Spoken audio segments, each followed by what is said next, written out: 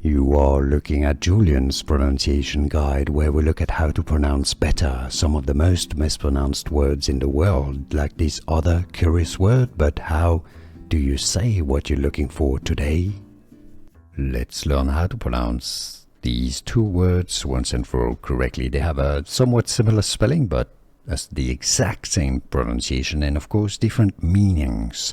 The top word is pronounced in British English as Sear. That's a person who's supposed to have supernatural insight and see the future. So Sear. Sear, that's British English, or Sear, American English. The bottom word is pronounced exactly the same, exact same pronunciation, Sear or Sear in American English. That's when you burn something or you cook something in a special technique. Sear or Sear. Both those words have the exact same pronunciation. British English, Sear, or American English pronunciation, Sear. Did you get this? Could you hear the difference? Was this any useful? Let me know in the comments down below.